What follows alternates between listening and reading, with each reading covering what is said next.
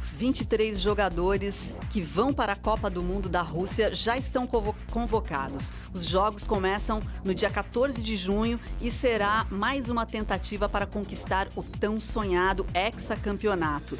Sem grandes surpresas, a lista manteve a coerência das convocações do treinador Tite durante os 2 anos de trabalho. O time já está concentrado na Granja Comari e se prepara para mais um amistoso contra a Áustria no próximo dia 10. Este será o último jogo preparatório da seleção brasileira para o Mundial. Esta é a pauta do Viva Voz de hoje, no ar já pela rádio e também pela TV Univale. Hoje quem está comigo é a acadêmica de jornalismo Isabela Corrêa. Oi, Isabela. Boa tarde, Lisa, e boa tarde também a você que nos acompanha tanto pela rádio quanto também pela TV Univale. Nós gostamos sempre de convidar você a nos acompanhar pelas nossas redes sociais, pelo nosso Facebook, no facebook.com/VivaVozUnivale e também pelo nosso Instagram, no @VivaVozUnivale. Hoje temos 2 convidados aqui no programa. O Jean Pablo Cardoso, que é apresentador, narrador e responsável pelo site Esporte Campeão. Bem-vindo ao programa, Jean. Olá, boa tarde. Obrigado pelo convite, professor, Isabela, professor também, para debater hoje com a gente aqui. E o pessoal de casa, um prazer enorme estar participando com vocês aqui.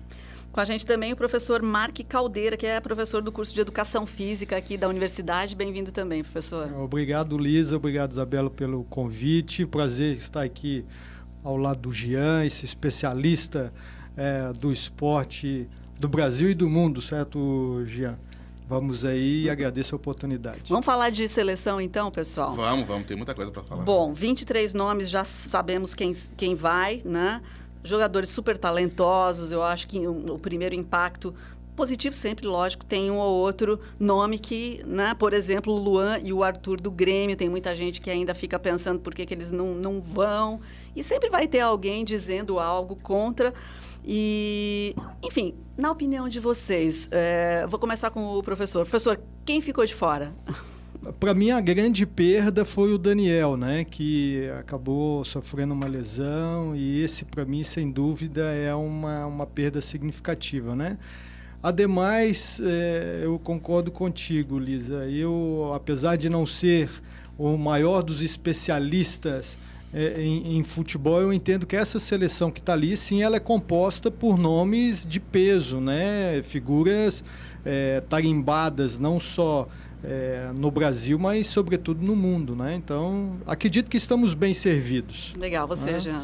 Eu acho que estava tudo muito certo e o Tite tinha que achar alguma coisa para ser questionado. Aí ele foi lá e convocou o Tyson. O Fred, apesar das pessoas questionarem bastante ele, se você pegar o scout, pegar as estatísticas, ele está comendo a bola. Então, é a opção dele, beleza, o Fred está ali. Mas o Tyson não vai jogar. O Tyson vai jogar na Copa C. Um jogo que tiver 4-0, ele vai colocar o Tyson para dizer, olha, eu utilizei. Senão, ele vai lá tirar foto e comprar um presente para a família, porque ele não vai jogar. Na posição que ele joga, nos 4 da frente ali, ele não tem possibilidade de jogar, na minha opinião. Sem falar que ele não mudaria o jogo. Então, vai faltar para o Tite uma peça diferente das que ele tem. O que ele está levando é igual aos que ele tem ali, o que Neymar, Jesus, Firmino fazem, só que um nível abaixo. Então, vocês vão lembrar, na seleção do Dunga, quando tomou 2-1 da Holanda, ele não levou o Ronaldo, tudo bem, estava gordinho, mas não levou o Ronaldo. Não levou o Adriano e também não levou o Ronaldinho Gaúcho. Então, quando a Holanda faz o segundo gol, ele olha para o banco e agora, o que eu faço? Porque o europeu, diferente do brasileiro, ele respeita muito quem está jogando, por mais que não esteja na grande fase. Então, se naquele momento fosse colocar um Adriano, fosse colocar um Ronaldo em campo... poderia surtir algum efeito psicológico até, né? Uhum. E tático, que faria a Holanda segurar um pouco. Agora, tinha o Neymar, que o Robin olhou, vai entrar o Neymar, o que vai acontecer? Não vai acontecer nada. Então, o Tyson é mais um desses nomes. Vamos ficar de olho nessa história aí. Bom, e quem, na opinião de vocês, pode ser a grande revelação do Brasil, já que é de costume que sempre um jogador brasileiro acaba surpreendendo, né, a nossa seleção de uma forma positiva? Sempre tem aquela coisa de que a seleção que começa não termina, né? Sempre tem mudanças e tal. Se você pegar hoje até o professor, olha só, o professor dando aula aqui, ó. Ele pegou a cola do professor Mark. Essa aqui é a escalação mais utilizada. Legal. Com o Gabriel Jesus de 9. eu não acredito que ele termine no time titular. Eu acho que o Firmino deve entrar nesse 11 rapidamente, se não no primeiro, já no segundo jogo, e depois ficará ali. Então, acho que não é uma grande surpresa, mas pelo que tem sido feito até agora, talvez ele é o que sobressai diferente. Eu vou falar da minha expectativa, tá, Lisa e Isabela? A minha grande expectativa é ver o Neymar começando e terminando a Copa. Diferente do que aconteceu na outra, eu particularmente ainda não vi o Neymar, esse colossal jogador, começando e terminando uma Copa, né? Assim, participando de todos os jogos, sendo homem de decisão. Essa é a minha grande expectativa. Se é uma revelação, eu não sei, mas eu acho que tem uma expectativa por trás dele. Pegando teu gancho, você acha que o Neymar vai assumir essa responsabilidade de ser o craque do Brasil dessa vez? Tenho minhas dúvidas se ele vai chamar para si tamanha responsabilidade. Ele ainda tem um quê de maturidade, né? Sem dúvida nenhuma que na equipe onde ele joga, né? Ele é o cara, né? Mas muda quando você veste a camisa de seleção e carrega esse peso ali, né? Vamos ver. Ainda não vi isso tudo dele numa seleção. Vamos ver. Bom, e a Copa de 2014, realizada no Brasil, foi traumatizante para todos nós brasileiros, né? Com uma sequência de derrotas terríveis e sofridas vitórias com seleções que até então era de pouca expressão em comparação a uma escala mundial. Jean, qual seria então o fator que tirou a seleção dessa má fase e levantou o nome do Brasil? Eu acho que é inevitável a passagem do Tite, né? Então, você veja que a maioria dos nossos jogadores eles jogam na Europa. E no nosso futebol, que nós estamos mais atrás de todo o mercado mundial, não só europeu, até o latino-americano aqui, os técnicos. Os nossos técnicos são muito atrasados, a grande maioria. Então, o sujeito treina com o Pepe Guardiola. Ele chega na seleção, ele vai trabalhar com o Dunga, vai trabalhar com o Mano. Eu acho um bom treinador, mas antes do Filipão era o Mano, depois o Filipão. É uma forma de trabalho muito antiga. E até o professor pode falar disso. Até os exercícios táticos, as formas de trabalho, elas se atualizam e mudam. Não é só... Quando você fala, o técnico está desatualizado, não é só o que ele faz ali à beira do gramado, trocando e mexendo, ou a forma tática de jogar. É a forma de trabalho, de preparação dessa equipe. Você veja que na semana antes do fatídico 7-1, o Filipão treinou uma formação que ele não usou. Antigamente se fazia isso para quê? Para enganar o adversário. Eu treinei assim. Não, mas ele enfrentou a Alemanha jogando de uma forma que ele nunca treinou. Então, o jogador já entra sabendo que não vai dar certo. Ele inverteu a zaga, quem jogava na esquerda estava na direita e o contrário. Então, assim, isso já passa para o jogador. E aí, quando o técnico fala uma coisa para o sujeito, aí ele faz no campo e dá certo, que é o que acontece com o Tite, que acontece com os grandes técnicos, a confiança é diferente. E com o Filipão e com os pessoal mais antigos, isso já passou. Legal. Inclusive, né, a gente aqui pesquisando na produção para conversar com vocês, vimos que o Tite foi contratado em 2016, quando o Brasil estava fora da zona de classificação para a Copa, né, e hoje a seleção é a segunda colocada no ranking mundial da FIFA, né? Então, com certeza, a relação com o Tite. Agora, a CBF decidiu manter o Tite no comando da seleção depois da Copa, independente de resultados. Vocês acreditam que isso vai acontecer mesmo, Não, Mark? Eu não acredito. Eu vejo que o futebol ele tem uma paixão muito grande, né? O racional, o lógico, pelo menos no que diz respeito ao funcionamento organizacional do Brasil, diante do futebol, ele não funciona bem assim, né? Hoje a CBF faz uma afirmação, mas dependendo do que aconteça na Copa, todo mundo pode cair. Eu, particularmente, sou muito cético em relação a esses planejamentos de longo prazo, sobretudo no futebol. Pois mas manter o técnico não seria uma estratégia? Exatamente, a gente falava da Alemanha, que treina desde os meninos pequenininhos e tal. Será que não faz a diferença para as futuras gerações do futebol? É o correto, sem falar que o Tite ainda na minha opinião, o melhor técnico brasileiro. E isso também politicamente blinda a CBF, porque qualquer crítica, a CBF vai responder, olha, eu estou colocando o melhor aqui. Vocês acham que tem algum melhor? Então a crítica vai ficar em cima do trabalho do Tite, não da CBF. Mas eu também vou com o professor na seguinte questão. Não é independente do que aconteça. Porque se acontecer outro 7-1, Não, 7-1. não acredito que fique. E as chances, hein? Ou daqui a pouco assim, Uau. você classifica em primeiro e pega alguém mais forte nas oitavas e já cai nas oitavas. Se o Brasil fizer o trivial, que é chegar às quartas de final, no mínimo, acredito que vai manter o Tite, até porque as opções são ruins. Mas se cair antes, não acredito que o Tite fique. Até porque também o Tite vai querer aproveitar o nome que vai ganhar com isso. Porque a gente não tem um técnico brasileiro num grande mercado europeu há muito tempo. O último foi o Filipão no Chelsea, com um trabalho horrível. Então, talvez abra-se portas para o Tite trabalhar, principalmente na Itália, que tem um mercado hoje um pouco abaixo. Então, não acredito que fique se acontecer um desastre. Isso é fato. Eu acho que o mercado também vai dar um tempero especial nessa questão. Se o Tite for bem aí na Copa, tendo ele apresentado tamanhos resultados nesses últimos 2 anos, olha, segurar o homem, eu acho que não vai ser fácil. Veja o seguinte, o Carille do Corinthians, né, falou que jamais saiu do Corinthians nem por um caminhão de dinheiro. E chegaram 2 caminhões. Aí ele foi, né? Foi, exato. E até Então, isso é mesmo- muito difícil. E até mesmo o próprio Tite já se pronunciou e falou que só depois da Copa que ele vai dar a resposta. Claro.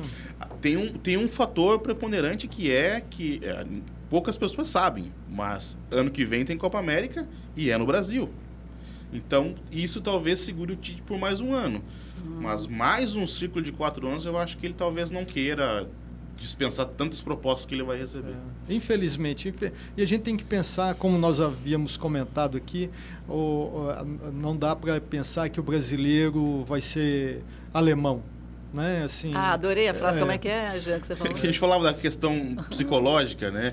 E aquele choro que a gente vê lá é o reflexo do perfil do brasileiro. Não dá pra gente esperar que os brasileiros sejam alemães, né? Sejam frios daquela maneira. A gente tem que trabalhar em cima disso, mas aquele reflexo ali é a formação de ser humano que o nosso país faz. Exato. E você vê as oportunidades que nós tivemos aí, desde os Jogos Olímpicos, né, Copa do Mundo, não aconteceu nada em termos de política para o esporte nacional. Perfeito. Duvido ainda, Lisa. Vamos ver. A gente vai fazer um rápido intervalo e de volta daqui a pouquinho. O assunto aqui do Viva Voz de hoje é a seleção brasileira para essa Copa de 2018.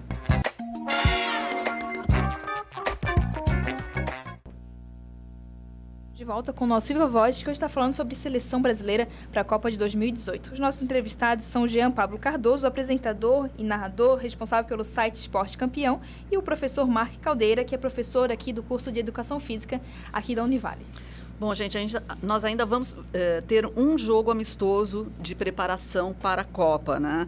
Ao todo, serão 21 jogos até o início da Copa realmente. É um número superior à preparação da Copa de 2014. Não sei se vocês conferiram isso.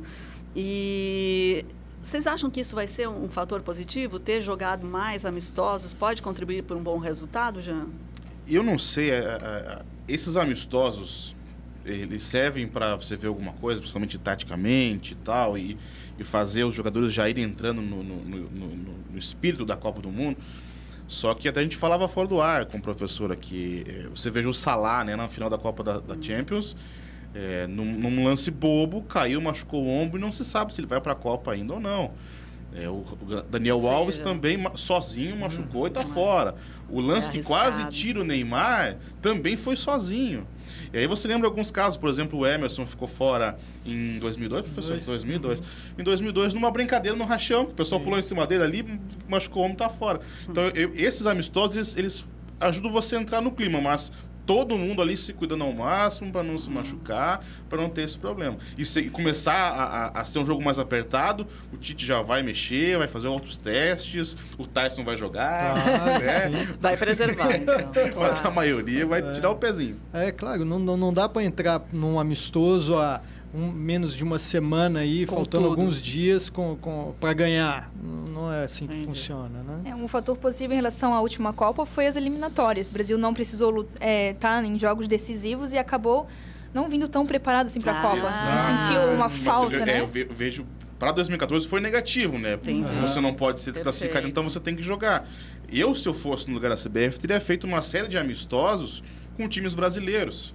Você podia fazer uma seleção brasileira contra Os amigos do Zico? Não, contra o Flamengo, contra o Vasco, no Maracanã, até para ter mais proximidade com o brasileiro. Sim. Hoje em dia você não vê mais amistosos no Brasil, parece que a nossa seleção representa a Inglaterra, que só joga em Londres, né? Não joga mais no Brasil. Então, esse fato da eliminatória te obrigar a estar entre os 4, ela competitivamente faz o time evoluir. Bom, Jean, eu queria agora a tua opinião para explicar para a gente o que aconteceu em relação à lista de espera dos 12 nomes da seleção brasileira. Isso aí é só mais uma barbeiragem da CBF, né? Né?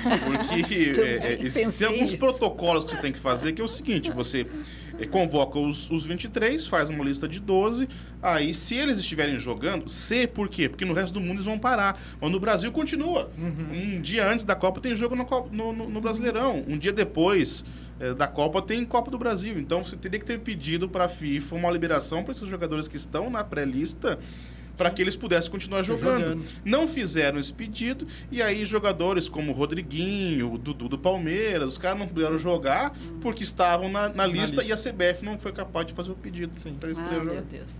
Bom, gente, só curiosidades ainda, né? A FIFA anunciou as frases que serão estampadas nos ônibus, vocês viram isso? Nos ônibus que vão transportar os jogadores durante a Copa. Então, teve uma campanha que foi realizada nos 32 países que vão participar do Mundial. E neste ano, o Brasil foi o país que mais registrou sugestões de frases, com mais de 27 mil sugestões. E a frase do Brasil é essa aqui, ó. Mais que 5 estrelas, 200 milhões de corações. Ela é um pouco menos pretensiosa que a da última Copa, que era, preparem-se, o Hexa está chegando. O que vocês têm a dizer, professor? Mais uma vez, né? É a paixão do brasileiro pelo futebol, pela seleção, né? Algo que está mais do que enraizado na nossa cultura, né? Então, frases como essa reforçam apenas, né? A mim não causa nenhuma surpresa, porque de fato é uma coisa muito próxima a isso, essa é a verdade, né? E a questão do psicológico que a gente conversava antes de começar o programa, como é que você está analisando, então, eu acho que vai ser da seleção? Bem menos complexo para os jogadores suportarem a carga natural da competição nessa magnitude do que foi aqui no Brasil, né? Mesmo que nós ainda estejamos numa situação política diferente, eles estão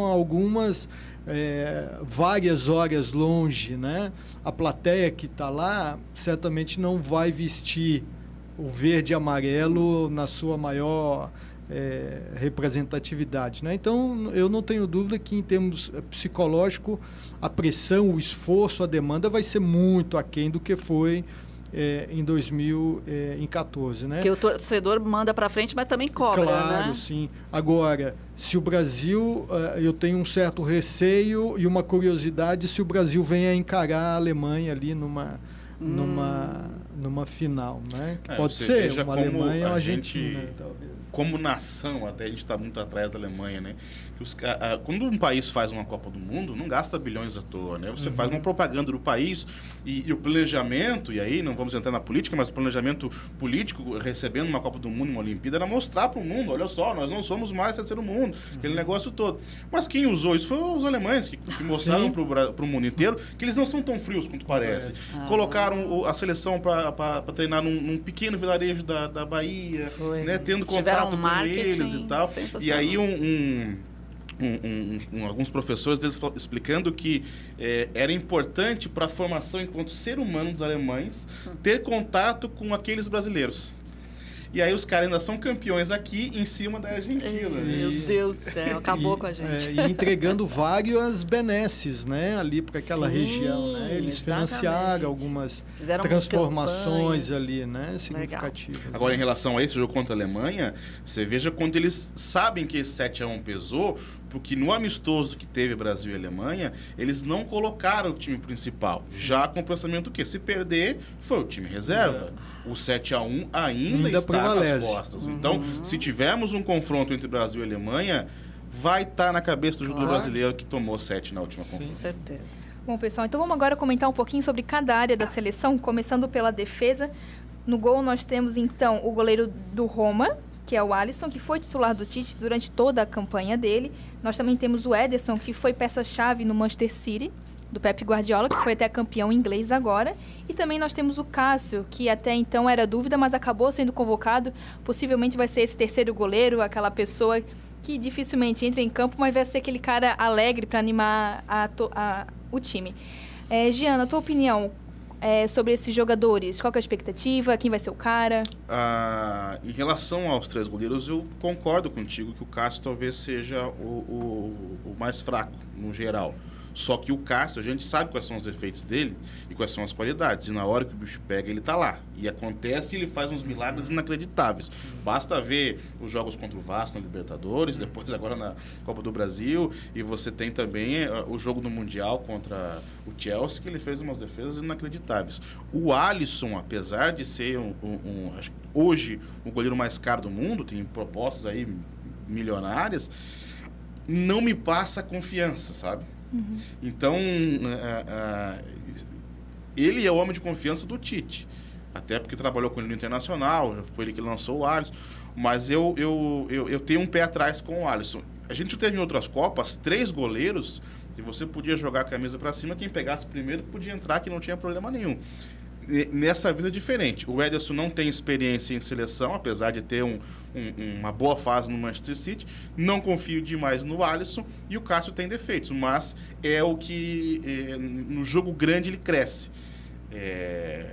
Alguém vai dizer que eu sou maluco, mas eu colocaria o Cássio como titular. Não agora.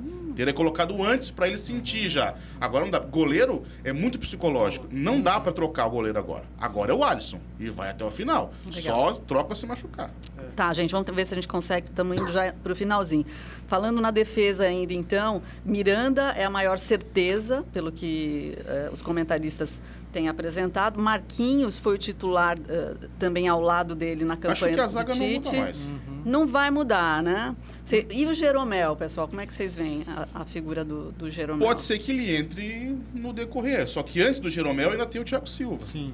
Que tem 33 anos. Ele já tem uma Copa, tem uma história. Altamente experiente, Exatamente. viveu uma situação extremamente dramática, né, em 2014, que talvez tenha ensinado muito para ele, né? Exatamente. Pode então, ser um homem muralha ali nesse momento. O Jeromel é o cara para a próxima Copa. Sim. Entendi. Talvez ele seja o capitão dessa seleção na próxima Copa. Né? Na defesa ali, a gente já falou do Daniel Alves, que se perdeu. Verdade. E eu falei uma coisa em 2014, quando anunciaram a escalação, eu escrevi no meu Facebook, era o seguinte: o Filipão tá maluco. Ou a gente vai perder o meio de campo, vai tomar uma goleada, ou de repente faz um gol no começo e ganha. Tomamos 7. Antes do Daniel Alves se machucar, numa falha que ele teve no PSG, eu brinquei e coloquei no meu Facebook assim: já sabemos por onde vamos perder a Copa. É pela lateral direita. E infelizmente já não era tão bom assim, porque já está uma idade avançada o Daniel Alves, apesar da experiência que ele tem, que acho que é o que mais a gente perde nele.